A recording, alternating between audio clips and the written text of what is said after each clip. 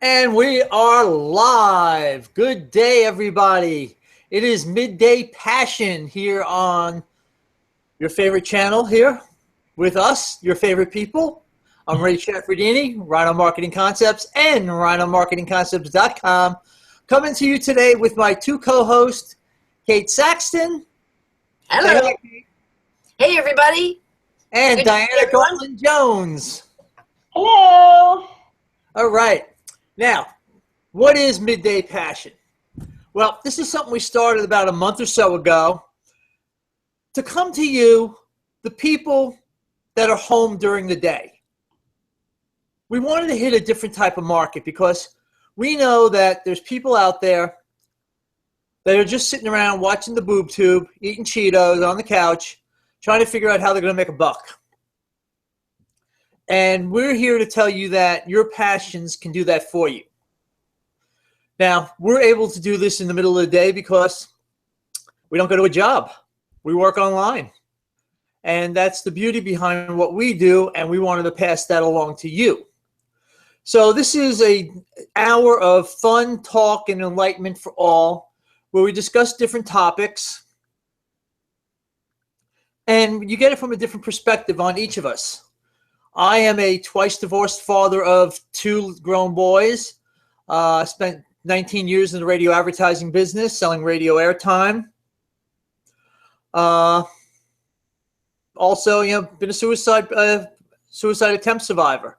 So I've been in the downs and I've been in the ups, and now we're pretty stable thanks to some good meds and some doctors and some therapy, but it all comes together. And now we are building businesses based on what we believe in and what we have a passion for. Mine happens to be getting people out of the rat race, getting them out of the 9-to-5 grind, getting them so they can have a life that they can control, that isn't controlled by somebody else, and have more than Social Security for their income in retirement. Because let's face it, we're all going to get there sooner or later, and some of us are going to be sooner than then, so might as well work on it now. All right, that's going to bring you up to date on me. What I'm going to do now is throw it over to Diana Gartland Jones, and you can hear a little bit about her and where she comes from. And take it away, Diana. Oh, where do I come from? Oh, I have been so many places I don't even know anymore. I am a jack of all trades. I have had multiple jobs in multiple industries. And when I graduated college, corporate America was really my dream. But then when I started in corporate America, I was like, you know what, this really stinks. Why did I want this? Working 40 hours a week. So I started at a time when we were in another recession and could not find a job. So here I was with my newly minted college degree from an Ivy League university, no less. Woo-woo! I know, and I was unemployable. And that was a real blow to my ego, I could tell you, because I thought, well, what did I just go to school for 4 years for? What a waste of time. And I finally found, thanks to a temp job that I took, I finally found a permanent job, which then led me to go back to school and get a graduate degree. And then, one thing led to another. So there was kind of a track I was on. And then in 2000, I gave up working altogether. My husband at the time and I were doing some fairly major home renovations. And we were also having,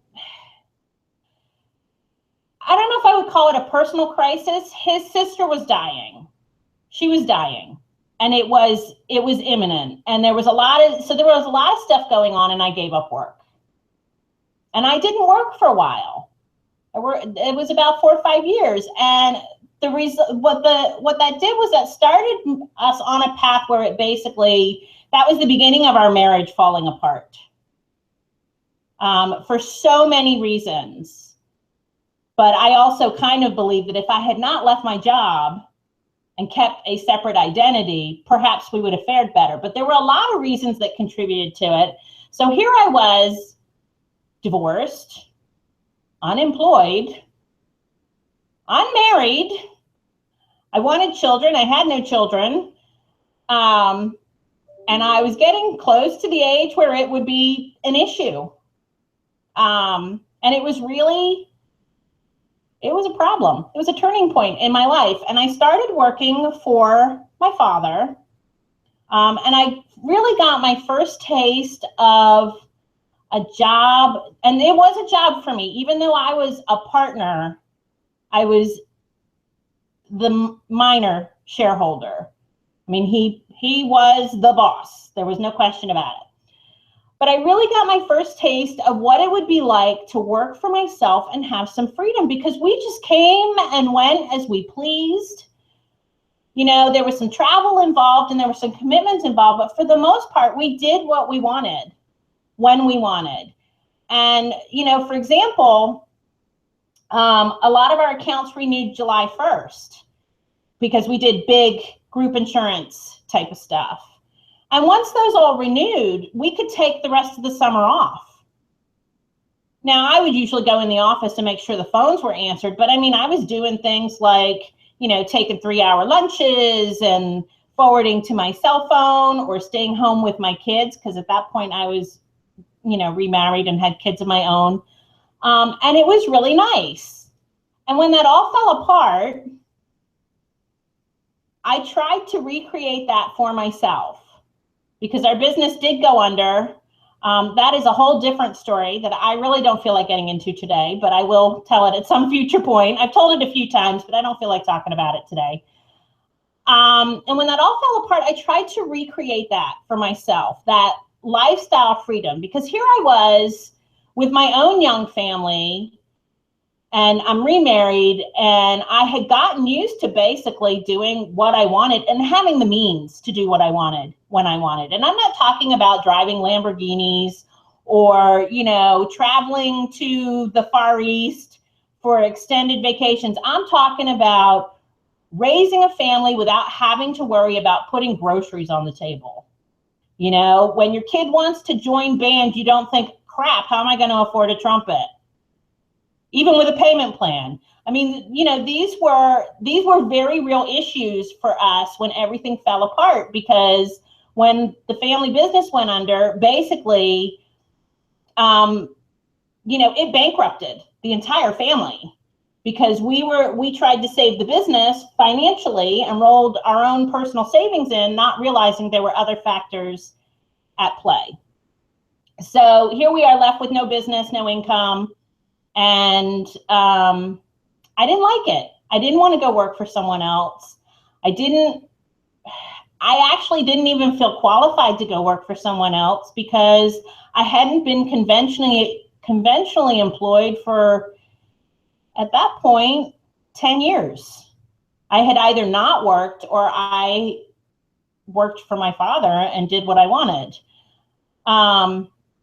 So I started my own business.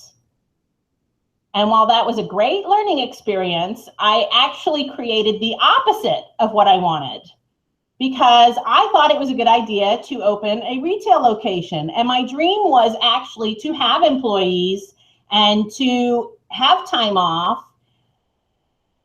And it just never, because I was running it by myself, my husband was working full time so that we weren't completely without income. So I'm running this business by myself 6 days a week, no opportunities to get out and market. And quite frankly, I didn't even know how. So, you know, here I was, I jumped in completely unprepared for what I had to do, pretty much. And I started looking online because I was really struggling. And I was like, I need to find something that's going to help my business. I need to find something. Well, what I found actually helped me more than it helped my business, because I did close that business last year, but it opened up a whole new world for me, which is the online marketing world. I did not know it existed. I didn't know it was out there. I had heard stories about people making money on the internet, and I was like, that can't be real. It is. I was a total skeptic. And I have fought, even though I've stayed in and I've kept plugging away, I have fought every concept, kicking and screaming, personal development, making videos, doing hangouts. I didn't just, someone didn't just say to me, you need to make videos every day. And I was like, oh, okay. No, for months, I would say, I'm not doing that. No, I'm not doing that. No, I don't want to do that. There's got to be another way. So my path has been a bit bumpy, but I think a lot of that's due to me. And I fully accept responsibility. But I'm here to tell you that if you keep plugging away, even if you are resisting all the steps, I now work from home. I get to hang out with my kids when they're home. Last week, they were off for the whole week for Thanksgiving, and I didn't have to take them to work with me and hear them complain all day while I was trying to help customers. I didn't have to hire a babysitter or farm them out to my girlfriend who used to watch them for me all the time. Me at home. They got to play with the kid down the street if they wanted to. We went to the movies. We cooked together. I mean, it was just, we just hung out, and I did work in between. It was blissful. So, except when we fought, of course, because, they're kids. But, I am here to tell you it's real. And the opportunities are out there. And I would not have believed it myself if you had told me when I started on this journey, when I gave up my corporate job, looking for that something more. None of this was even in play. None of this existed because it was so long ago. And, here I am. And just so everybody knows, she is our Miss Hoity-Toity Woo-Woo Geek. Hoity-toity because she went to an Ivy League school. Woo-woo because she didn't believe in all that personal development stuff. And geek because she's just too technical. I am a ginormous geek. I will be the first one to admit to that. So for all you people out there that don't think you can do this because you're a geek, you can do it. All right, let's go over to our New York Times award-winning writer, author, celebrity, Cate Saxton. Hey, thank you, Ray, for that beautiful intro. Yes, and I'm working on my book today. My partner, Carol, asked me, I told her last night, I said, Carol, I'm starting my new job tomorrow.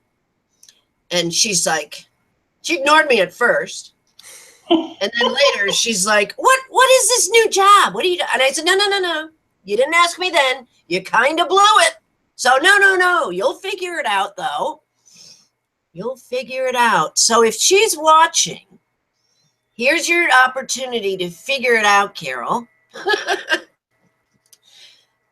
Everything that we talk about on Monday nights and a Profit from Her Passion online show, and even with Diana and Ray's technical tilt call, technical tech talk. I want to call it the tit call, but I can't call it that. There's something else we can do. The technical, we're just going downhill, you realize that. Technical guru call, I don't know. But anyways, and what we talk about here on Thursdays, we talk about, how we have each one of us, and what we want to offer to you guys watching, how we have been able to sort of mold our lives into this online world. And yes, it took some time for some of us, and it takes time, and there are changes along the way, and we grow, and then sometimes we don't, and we stay stuck at times, and then we grow a little bit more, and we change directions too. And, I started writing a book around trust, and I believe I have it named finally, In Us We Trust. Us being capitalized. And I got stuck in my third chapter weeks ago, probably almost months ago. And I didn't know why I was stuck. And then this whole election thing came, this whole insanity that I call more of a reality show, because it wasn't really politics. Not the politics I grew up with anyways. And so I was observing and seeing some of what was going on.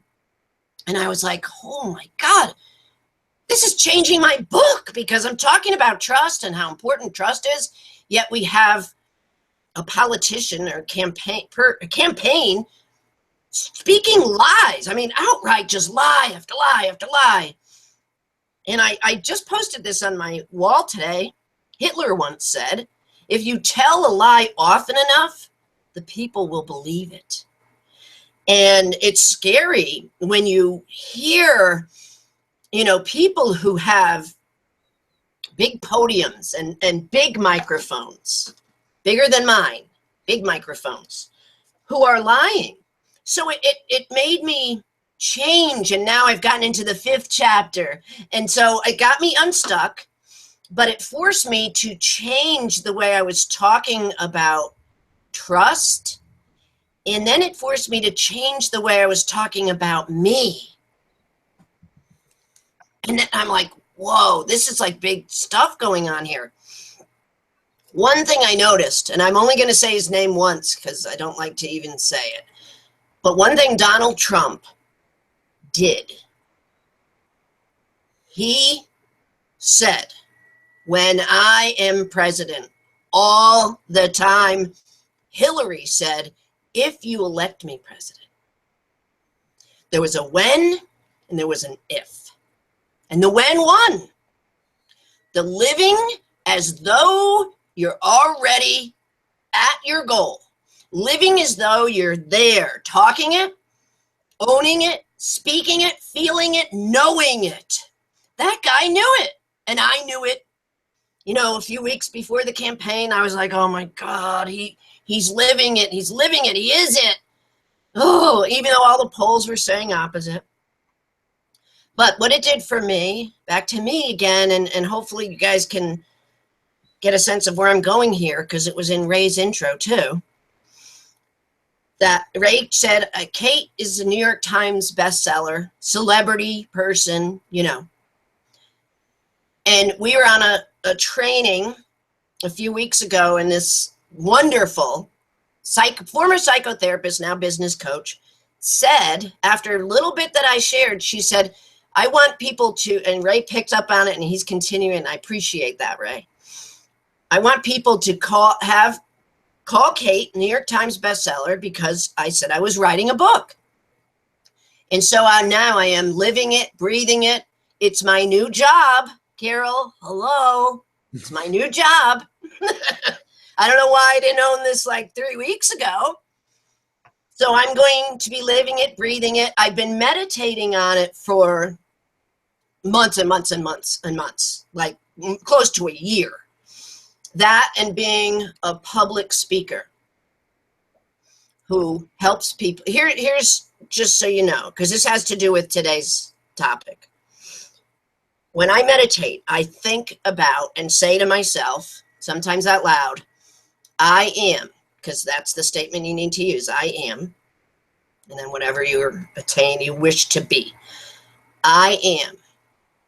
Now, New York Times best-selling writer, author, who's traveling the world, teaching, inspiring, and lifting people up so they can empower themselves and live their truth. Live their truth, not someone else's truth. And that all ties in with the book that I'm writing. But even deeper, it all ties into what we talk about Mondays, Wednesdays even, though it's technical, and Thursdays. Because if you think it, you believe it, you live it, you breathe it, you taste it, you'll be it, no matter what it is. And that leads us back to you, Ray, to talk about, you know, the chapter that we said we were going to talk about, because it's all about this. Yeah, because, I mean, what you talked about, Cate, I mean, and Diana talked about it too when I got into it. Everything is energy. And everything that, you know, energy, you know, when you die, your energy still goes on. It's just in a different form. Your body's gone, but your energy is still there. And everybody's got energy. Everything has energy. Because it's all made up of molecules, which are made up of atoms, which are made up of neutrons, protons, electrons, and the like, quarks and whatever else is in there. But not to get too scientific on everything. But the funny thing is that back in the 1960s, a former CIA agent, Cleve Baxter, he made headlines when he discovered that plants perceive human intentions. Let me repeat that again. Plants perceive human intentions. This was 1966, after he retired from the CIA. And he was, started up one of what's considered to be one of the largest lie detection agencies. But one night while he was sitting in his New York office, he decided to attach a machine to a household plant, which measured, the amount of energy it was given out. And he discovered that the plant reacted not just to physical harm, but to his very thoughts and intentions. So, I mean, if it goes down to being a plant understanding this, and, he tortured it a little bit by dunking its leaves in hot coffee and burning them with a match. But when it saw that it read his intentions and his moods, there it opened up a whole new ball game. Because, I mean, yeah, we have sophisticated polygraph machines out there now. But when you know that a plant can tell the difference, that says a lot. And what happens is animals eat plants. We eat animals. So all this is all, coming full circle into everybody. And as we put out energy as humans, I mean, as, I'll use Napoleon Hill, for example, in his book, Think and Grow Rich, talks about the power of the mastermind. And there he says, when you have two or more minds together, they all meld together and form an outside one that everybody can pick off of.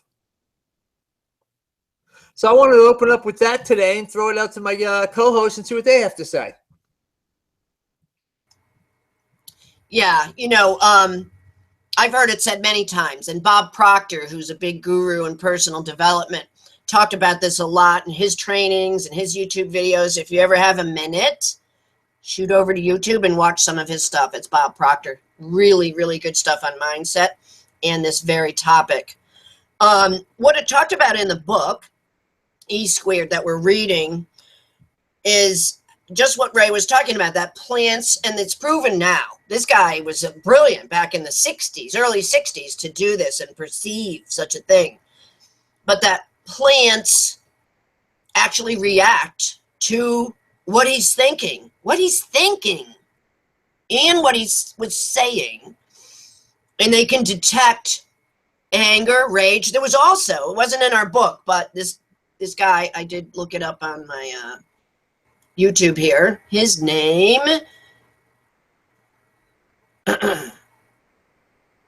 Masamoto or something like that. Hang on a second. Masaru Emoto, E-M-O-T-O. He studied the reaction of water years and years ago. Did this fascinating study. And then would freeze the water. So if he had a glass of water and there was a lot of anger, rage, yelling, demeaning going on in the atmosphere in the room, he would freeze that water, and the crystals made really ugly, horrifying looking shapes, and even had some darkness in the ice itself. But then he would take different cups of water and speak loving, compassionate, warm, empathetic, good feelings, and then freeze those cups of water. And the most beautiful, again, YouTube this guy, E-M-O-T-O, and you can see the experiment on there, several of them.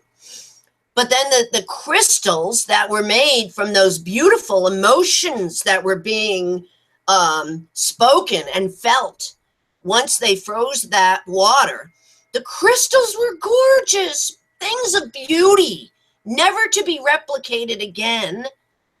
But it was amazing that water and all the molecules, the atoms, and everything that Ray just mentioned responds to emotion, to thoughts, to, communication, verbal communication. So who are we to say that our thoughts and our words and our emotions that we share amongst each other aren't having a profound effect on the people we choose to keep in our lives. So if I'm hanging out on Fridays, Saturdays, Sundays, football games, all weekend, when I have my precious time off after working all week, and I'm hanging with the partiers and the drinkers, and everybody's complaining and bitching about how horrible work is and dreading going to work on Mondays, and then Sunday night I get Sunday night anxiety. Why? Because I'm not only because maybe I don't like my job or I loathe it or I dread it, but because I'm hanging around with negative people who've got nothing but negative things to say. So my body is producing all that negative energy. So thereby I am negative. And I go to work on Monday morning full of that negativity, as opposed to hanging around with positive people, people who are focused and make their livelihood on being creative, on helping other people, on increasing their communication skills, on being compassionate, loving human beings. Then what's that going to do to me? That's going to bring that out in me too, because it's proven scientifically. Over to you guys. Yeah, because in just that, like Henry Ford pointed out, if you think you can do a thing or you think that you can't do a thing, you're right. You're right. And no matter what we do, our thoughts control everything in our body. You can go through times where you're feeling lousy and you can actually think about feeling good, and, it'll happen. There's people that, are hypochondriacs because it's all in their head for the most part. Some perfect examples just in my own life. So I have two boys, 8 and 10, as you both know. Mm-hmm. And my little guy, we were talking before we started the show, he lost his glasses. Now, he only just told me today, and I'm trying to reconstruct the timeline because I suspect they've been missing for a while, and he hasn't told me. That's a different part of the story. The thing that's interesting is he is a bit of a bull in a china shop in general. He breaks stuff. And he's not out of malice. He's just active and clumsy and a little reckless. It's just the way he is. But he doesn't do it to be mean. He doesn't do it to be malicious. He just, you walk through our house, there's something broken in every room, and he probably did it. I stopped even looking a long time ago because, he's 8, so we've been at this for a while. So anyway, he got these new glasses about 6 weeks ago. And so I had a conversation with him, and I said, okay, because glasses are expensive. This isn't, a $5 pair of sunglasses. This isn't, something you can drop and break and throw away. This is something that's expensive. It's like a grown-up thing now. It requires some responsibility. So I had a conversation with him, and I said, you need to make sure they're in your case. They're either on your face or in your case. No compromise. Yes, Mom. And the first week, we had a few times where it was a bit iffy, but my concern was more about them getting broken, not lost. Because he does break everything. But I didn't tell him that. My husband said to him, you're going to have those messed up within a week. Said it to him. I never said anything to him like that. Now, he didn't end up breaking them, but lo and behold, he has lost them. Which kind of goes with the belief that he was set up to believe. Because don't we tend to believe the negative stuff first? Mm-hmm. Don't we? If somebody says something positive and encouraging and somebody else talking about the same situation runs it down or discourages you, don't you tend to believe the negative? Well, our kids do too. So lo and behold, he has lost these glasses. I'm sure we'll find them because, they got to be somewhere. I don't know where, which is why they're lost. But, he was like, well, I always lose everything. And I will tell you. There you go. There's something you got to stop. Yeah. Well, and the other thing that was really interesting is after he told me they were gone, and like I said, I suspect he has noticed they've been gone for a while and just hasn't told me because he was afraid I would be mad. But after he told me, he got very clumsy, which made him even more upset. So he was eating breakfast, he spilled his cereal. And then when the bowl was empty, he accidentally knocked it on the floor, which really upset him because then that was twice that he had done the same thing. And I was like, you know what, buddy? It's just an empty bowl. Don't get upset over it. But he now has this belief, because he is our Ram, that he breaks things or he loses things, and it becomes a self-fulfilling prophecy. On the opposite end of the spectrum, my 10-year-old, whenever we're looking for something, he says to me, well, Mom, I'm a really good finder. I'll go find it. I don't know where he got that from. He just has always said that. And I will tell you, every time he says that, he finds what he's looking for. Every single time.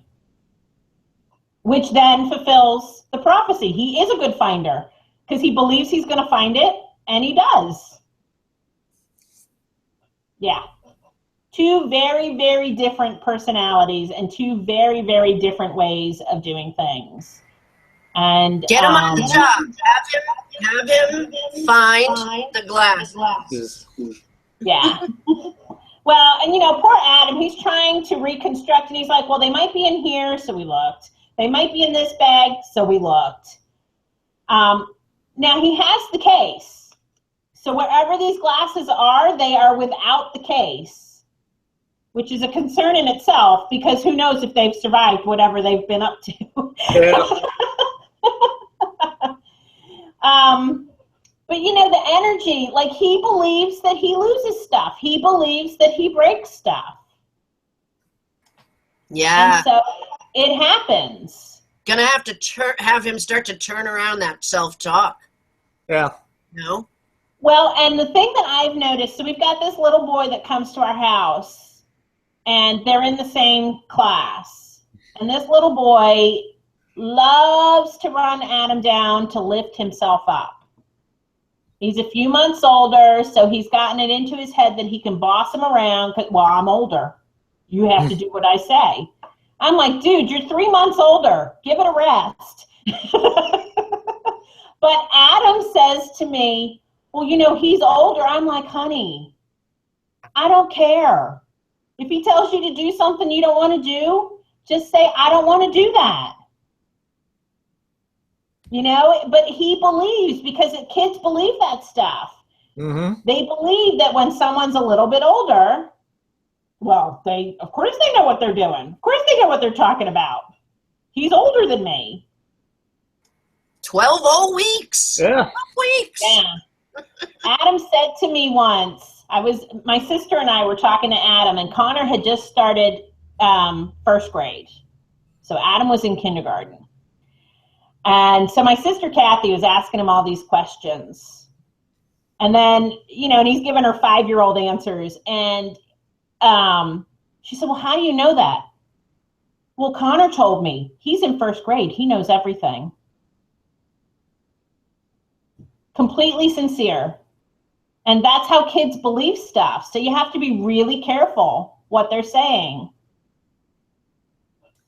Yeah, but what's really funny, though? I mean, kids, will pick up on that right away. But when people come into, like, our business, Mm-hmm. and somebody's been in just a little bit longer than them, they won't listen to them. Well, I didn't. I mean, I'm the first one to confess that I didn't. They said, make videos. I said, no, I don't want to make videos. No. They said, get on Hangouts. I said, no, I don't want to get on Hangouts. You're just a hard one to deal with, Diana. I mean, that's all I got to say. I got, what I got out of that activity? A big fat 0. Yeah. And now look at you. Did I make any sales? No, I did not. So I'm here to tell you, if somebody tells you to do something, maybe you should do it. Mm-hmm. Open mind. But not as a kid. Yeah, when kids tell you to do stuff, don't listen to them. Yeah. They don't know what they're talking about. Unless they're always right. Do we know any kids like that? Because I sure don't. Well, I know some who think they're always right. I know some who think they're always right too, but they're not. They are. But isn't it interesting though, the patterns? And when you were talking, it reminded me, it was a bad memory, but I got to say it anyways. When I was a kid, I was 6th out of 7 children. Now, being 7th is probably cool because you're the baby and everybody like coddles to you, you know. Being 1st is cool because you're the oldest. But being 6th is probably one of the worst spots you can be in. So when I was, my father, when he was around, because he was a workaholic, but when he was around at dinner time, 5:25, be there. He would, you know, be sharpening the knife or cutting whatever meat we were having that night. And he would sing little songs. He had songs for each one of us, right? And they were just silly and nicknames. He was big with nicknames. But my nickname was actually terrible. And it affected me in my life. And I think I even had to do some heavy therapy over this. But this goes to what you put in your head and what you think other people think about you, which today I'm trying not to care so much about what other people think or what I perceive other people think about me. Are you going to tell us the nickname? Yes. Or are you going to leave us wondering? I'm going to tell you. It was Buster. Buster was really a polite way of calling me a bitch, because I did. I had an attitude. I had some anger, some rage in me. You know, it was the only way I felt like I could be heard, being 6 out of 7. Yeah. And the song went like this. This first time ever singing it, by the way, on live video, so excuse me. She's a buster shining bright, ever was a buster there in sight.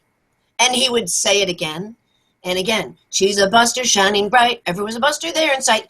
And then the others. Well, that's positive, though.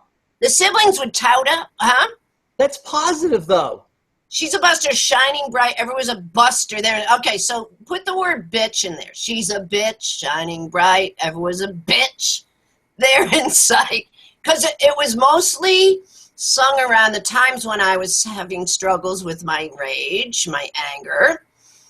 And so then it was the buster. So if something was a problem, it was a bust. So then it became a verb, an adverb, an adjective. She's busting, they're busters, you know, around me being the buster. Anyway, my point is, when you're a child and you hear these things over and over, you start to create. Now my persona was becoming this angry, little acting out, rageful little girl. I mean, I did. When I was 10, me and 2 of my brothers and my mom went shopping, and I wanted a little sailor's cap. First of all, it was a boy thing, so you shouldn't want that. You should want a tiara, because you want a princess thing, which I did not want. And so I wanted the sailor's cap, and my mother, you know, what is it, $2.99 or something? She wouldn't get it for me. So I got mad, and I ran out of the store. So my mother had to get my brothers and come after me in the station wagon. And my 2 brothers, she pulled up. My 2 brothers started pulling me into the back seat of the car, and a detective, undercover detective, pulled in front of her car, got out, said, "Excuse me, what's going on here? Little girl." And my mother said, "Oh, this is my daughter. She's just having a little brat attack." And he says to me, "Is this your mom?" And I said, "No." Needless to say, he didn't believe me. We get home, and luckily my father's back was out, else I would have gotten the belt, for sure. And my 2 brothers were my jailers, and they locked me in my room for the day and brought me lunch and everything. But I had that sort of persona to live up to. Now, if I was, and Ray, that's interesting that you did see a more positive spin, because you were picking up on shining bright. Yeah. Right. If I was perceptive enough to do that as a little girl, maybe I would have been better off. But I think it's important, like Diana's son, who's the clumsy, the ram, and is that their nickname for him, the ram? I usually just call him Buddy. Oh, not the bowler. No, I don't call him like a nickname. I'll call him Buddy, or I'll call him Scooter sometimes. Yeah, which is good. That's good. But they that's get, about it.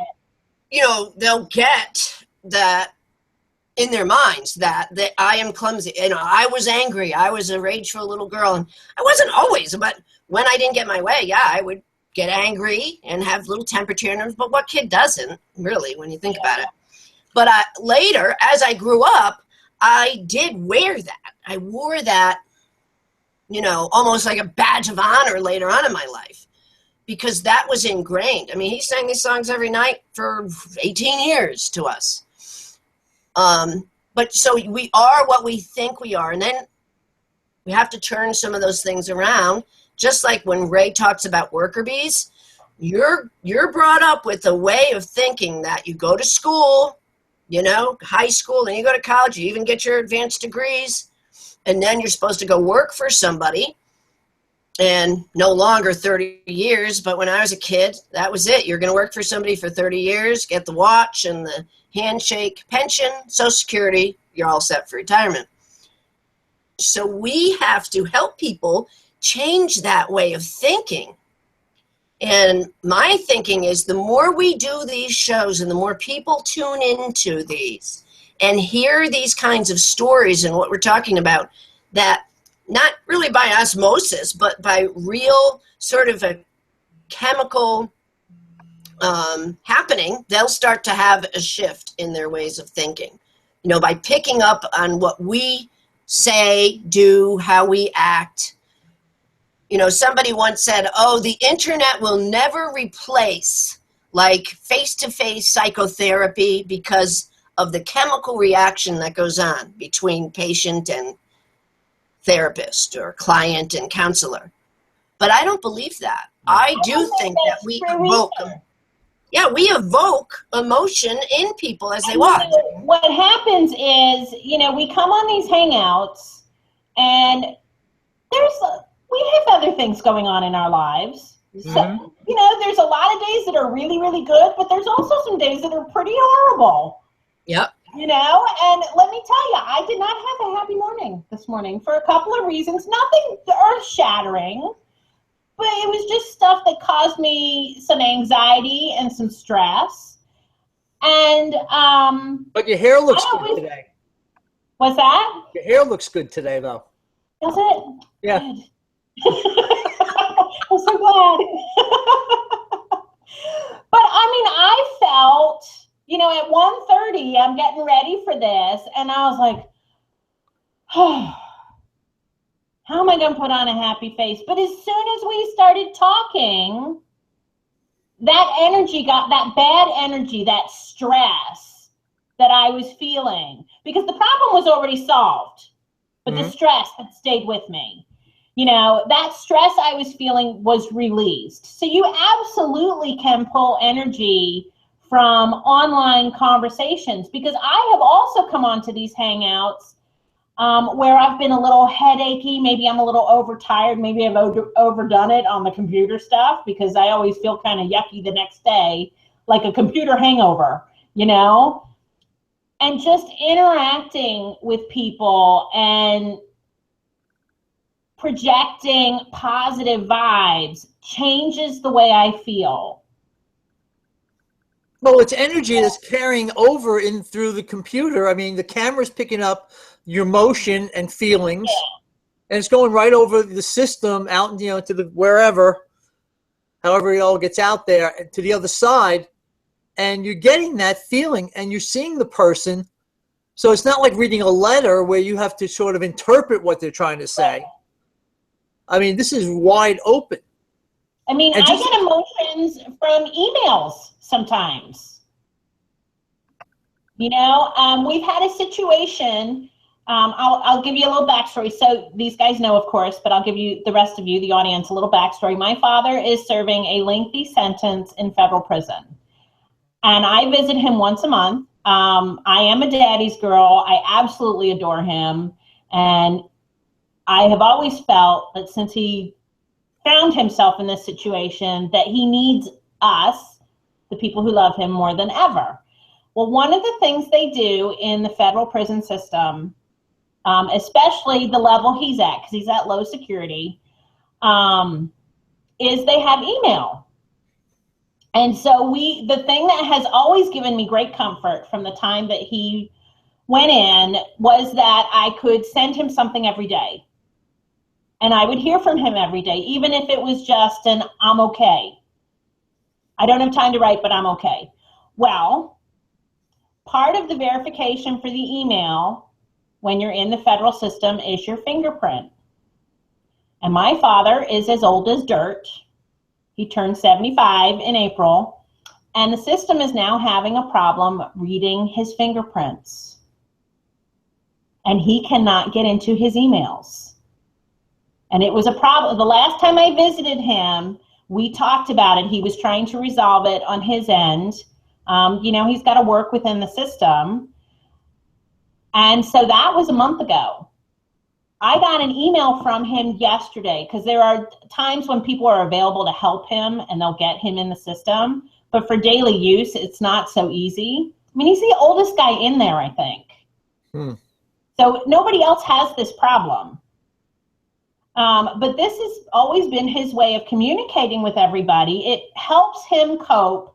And of course, it lets us know he's okay, including, you know, my other sisters, his friends from high school he stays in touch with, our extended family. I mean, he's got an email list of like 50 people. And I got an email from him yesterday because somebody helped him. And that energy totally changed my day for the better. So it just, I mean, the energy shift can come from unexpected sources. Because even though I know he's okay, because he does call my stepmother every other day, so, you know, she lets me know that he's fine, hearing it from him directly made a huge difference in my day. Yeah, that's changing your state. Yeah. You know, William Wood, who teaches us an awful lot about this woo-woo stuff, he talks about how we can learn how to immediately change our state. And, you know, sometimes it's easier than others. You know, I don't know about you guys, but sometimes I don't think consciously that I want to stay in a nasty mood. You know, you'd think, God, I'm in a nasty, ugly mood, angry, whatever.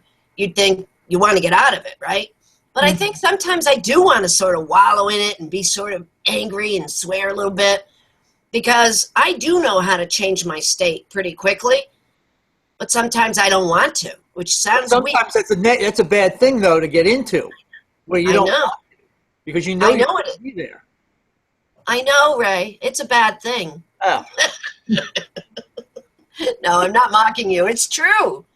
He's right. Yeah. Ray is right. It is a bad thing, especially when you know it hurts. Look at how long I've been sick. What was it? Tuesday night, over 2 weeks ago, 2 weeks and 2 days now, that I've been ill. And I even was put on a 5-day antibiotic, and it was over 2 days ago, and I'm still sick. Mm-hmm. It's moved from my chest into my head now. But I know part of it is the stress, the election stress. I know, crazy to allow that to get to me like that, but part of it was that. And then I'm not allowing myself to release it. Maybe I needed that awareness today. Yeah. It's time to let me feel good. Yeah. You know, well, I deserve to feel good. Yeah, because with what you were talking about before, and, you know, people, you know, they catch on to what, you know, they're being told. And when we're born, everybody loves a little baby. Oh, you're so cute, you're so this, you're so that. Then, you know, they fight their way to learn how to walk. And right after that, you keep getting told no. That's the word you hear more times than anything else in your life where you're growing up, is no, you can't do that, stop doing that, get down from there. And it starts this whole thing where you got to start questioning what the hell's going on. I mean, I know, it's a little bit different than what Cate had being number 6. I'm number 1 in an Italian family. I walk on water. You do, the boy at that. Yes, and when you grow up that way, as my son, that can cause its own set of problems. Right. Because you're just so high and mighty until you hit the real world, and then you start getting cut down to size and go, wait a minute, what's wrong here? Mm-hmm. Yep. But there is such a difference in the way you're supported at one end versus the other. Because they talk about the second child always being the one that wants to live up to being the first one. The middle child's always the real question, and then the others you just leave down till you get to the baby. I'm the middle That's a child. whole different story. What was that, Di? I'm the middle child. You're a middle child? Okay. That explains a lot. Very driven. Very driven. Yeah, my middle sister's OCD, so that's about how driven she is. I'm a little OCD. I call it tightly wrapped. I confess to being a little tightly wrapped. Yeah. Yeah. Well, it happens. Yeah. I'm loose as a goose. Sometimes I'll be talking to my husband because he's so mellow. He really is. It's hard to get under his skin. He doesn't want to pick a fight with anybody. He's just very laid back, and I am so not. And I know that sometimes I'll get upset about something and I'll call him, and he's like, I'll take care of it. Chill. Yeah. He's like, it's going to be fine. No, it's not going to be fine. Can't you hear what I'm saying? It's like I'm calling him to pick a fight. That's why you guys get along. He fills in your empty spaces and you fill in his. That's why you get along. Yep. So it's very funny because he is so chill. And sometimes I just want a reaction. And he does, but he reacts so calmly. I'm like, no, I need like a big reaction. Watch out, you might get it. Be careful what you ask for. I know. But And since you've never seen it, you don't know what it's going to be like. Right. Well, that's the thing. I mean, there's very few things that will upset him. I think we've been together now for 12 years. And I think I've only seen him mad once. Wow. Where he's probably seen me mad once a week. Carol's like that too, but look out, the one time a year that she gets mad, clear the room, run away, don't come back for a long time. Yeah. Because it doesn't, I get mad, I spout, and then it's gone, it's done. Yeah. I mean, Connor is very much like him in temperament. He's got a lot of the OCD, has to have an answer for everything type of thing going on. But in personality-wise, he's very even. He's very calm, very sensible. Whereas Adam is like me. He's hot or cold. There's no middle ground. He loves you or he hates you. Yeah, and they learn, from your reactions, your behaviors, both of them learn. And, that goes back to, is it a DNA thing or is it an environmental thing? I think most of it, just like with the kind of work we do, you pick up from other people, and the people that you most are attracted to, that's who you're going to pick up a lot of your work habits, your beliefs around your work, things like that. Same thing with kids. And it makes sense. You've got 2 kids, so each one is like the other parent, Interesting. Yeah, and the looks are even the same, too, the way they go. It's really funny because, there's 3 boys, because my husband was married before also, and his first wife was Korean. And so Daniel, who will be 25 in January, totally favors his Korean heritage. I mean, he could not look more like his mother, except that he's 6'4", which is unusual in Korea. Right. But my husband's family's all tall, but he looks just like his Korean relatives. And then Connor, who's 10, is like a miniature of my husband. And then Adam, gosh, he looks like I chewed him up and spit him out. He looks just like me. He looks just like my dad. He looks, here's freaky for you. He looks just like my great-grandfather. I have a picture of my great-grandfather from 1908. And so he would have been about, I don't know, 25. I know what Adam's going to look like at 25. Mm-hmm. He even has a black eye because he was an amateur boxer. And I'm like, okay, so I'm going to know what Adam looks like at 25 with a black eye. And knowing Adam, it's one of my favorite pictures. Oh, that's great. But you see, I mean, the whole thing is, and I hope people are picking up on this, is that you've got three very different people here, but on the same wavelength in a lot of ways. Mm-hmm. And the one thing that, we like to get people to understand is that the environment that we work within is not like corporate America. We're not trying to hold people back. We're not trying to pull people down like crabs in a bucket trying to get out, and all the other ones are pulling them back in. We work in an environment that supports people, encourages them, empowers them, and lifts them up.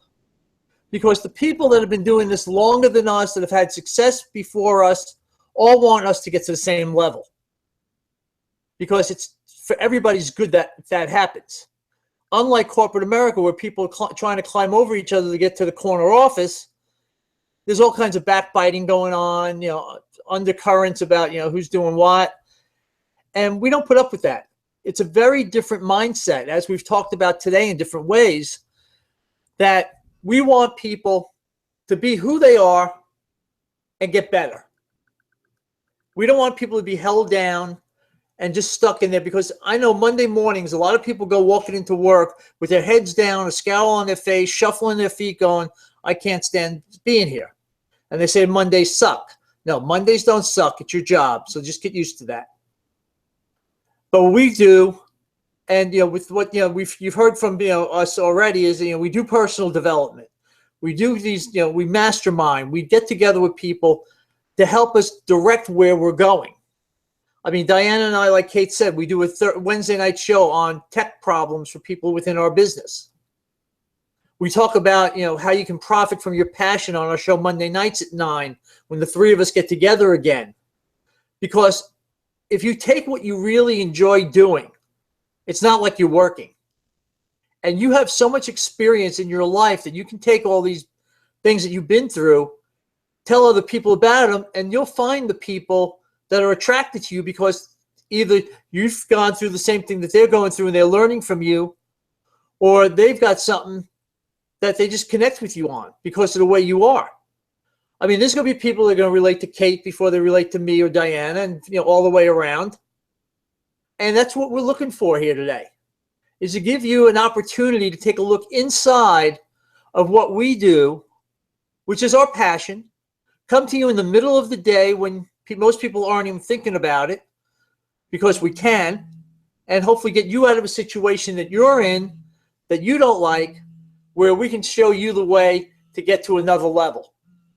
Because with the holidays coming, I know we're not going to take our foot off the gas. We're going to be going all the way full speed ahead through December while other people are out having a good time, going to parties, which we'll do all that too, but we're not doing it as an escape as a lot of people do, because it is the end of the year. It's wind down time for a lot of people because they've put in their 40 hours a week for 52 weeks now. They're, about spent. They don't have the money that they wish they had coming in from what they're getting at their job, and they're looking for something else. And that's where we have an alternative. So what we can do is there's a button below. It's yellow, I believe. You can click on that and get information about what we do. It's a trial for 7 days, 14 days rather. Give it a shot. Find out more about what we do. Whoever you got sent here by will be your sponsor, will be the person you'll be dealing with, and you'll hear from them in a short period of time after you get signed up. So we can help walk you through and get you on the road to where we're at and help you get further on in life. So for my co-hosts, Diana Gartland Jones and Cate Saxton, say goodbye, ladies. Bye, ladies. Bye. Goodbye, ladies. I'm talking and I was muted. Goodbye, everybody. We'll be back again next week, 2 p.m. on Thursday with another edition of Midday Passion. This replay will be up all week, so if you want to catch it again or show it to somebody else, or if you missed something that we said, you have to hear it again, go back and watch it. But until then, I'm Ray Ciafardini, and we will catch you again next week. So enjoy your week, and we'll see you next Thursday. Bye-bye.